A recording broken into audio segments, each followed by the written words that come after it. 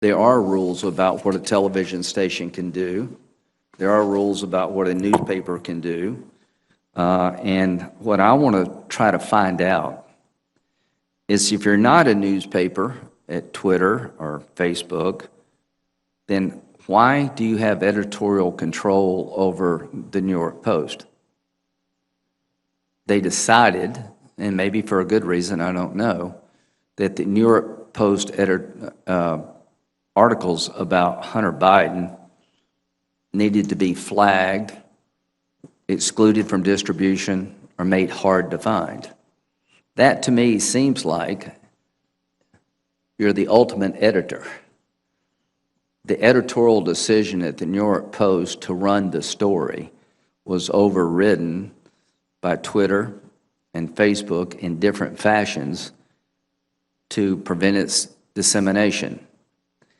Now, if that's not making an editorial decision, I don't know what would be. Mr. Zuckerberg, at the recent hearing before the Senate Commerce Committee, you said that Facebook has a, quote, policy in place that prevents any candidate, end quote, from, quote, trying to delegitimize the result of the election, end quote. But the hashtags steal the vote and voter fraud garnered more than 300,000 interactions on your platform in the hours after Mr. Trump falsely declared victory. So here's the question.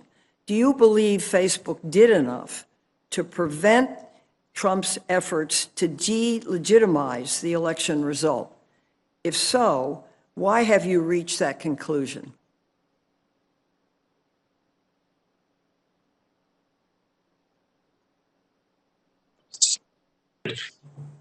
Senator, I believe that we've taken some very significant steps in this area. Not just the adding additional context to specific posts and making it so that when people search for different hashtags, we show additional information. But we also took the unprecedented step of putting the Voter Information Center at the top of Facebook and Instagram for everyone in the U.S. that showed them reliable information about the election, including partnering with organizations like Reuters and the National Election Pool to show them accurate information about the results of the election. So all taken together, I think that we really went quite far in terms of helping to distribute reliable and accurate information about what was going on during this election. There are instances in which your platforms are taking a very distinctively partisan approach, and not a neutral one, to election-related content moderation. For example, just days before the election, Twitter suspended the account of Mark Morgan. Now, Mark Morgan is the commissioner of the U.S. Customs and Border Protection Office. And they suspended Commissioner Morgan's Twitter account, specifically for a tweet celebrating the success of the U.S. southern border wall. Apparently, Commissioner Morgan's tweet, his comments about the border wall, violated Twitter platform rules governing what it calls hateful conduct.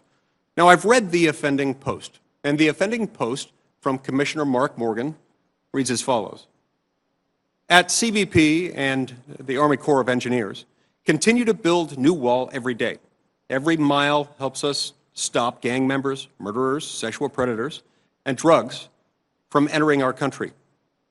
It's a fact. Walls work. Period. Close quote. Mr. Dorsey, can you tell me, in one sentence, what exactly is hateful about Commissioner Morgan's tweet that I just read?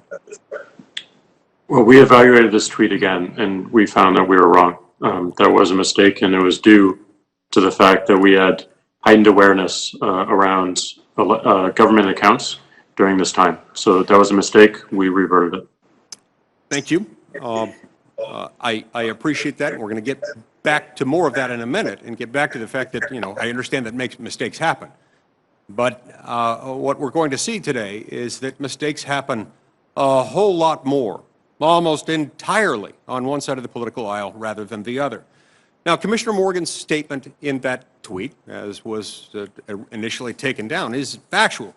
There's nothing remotely hateful about it, and yet it was taken down. And so to the gentleman before us today, I'd like to ask specifically, have you taken any steps to modify your platform's algorithms to ensure that blatantly false election disinformation posted by election officials, and specifically the most powerful person in the United States, Donald Trump, isn't amplified, that his posts that might get a lot of interactions that are dead wrong don't somehow get boosted by your algorithms?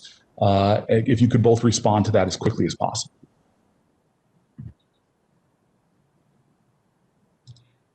Senator, I'll go first, and I share your concern on this, and I think it's unfortunate that we had to put in place a policy around premature or false declarations of victory, but we had to do that, and we anticipated this back in September when we put the policy in place. And a lot of what we're trying to do is help distribute reliable information, which we attach both to posts on the topic by President Trump or any of the other candidates or elected officials who are talking on the subject. But more importantly, we put that reliable information, including about election results, at the top of Facebook and Instagram for everyone to see, and that supersedes what the algorithm or what newsfeed chooses to show. I appreciate that. I just like to get Jack's. This is information I know. Jack, if you want to just respond on the algorithm, excuse me, Mr. Dorsey, do you want to respond about the algorithms too? Do you have specific measures that you're taking to prevent your algorithms from boosting false content? Yeah, so many of the labels did change how the algorithms amplify content.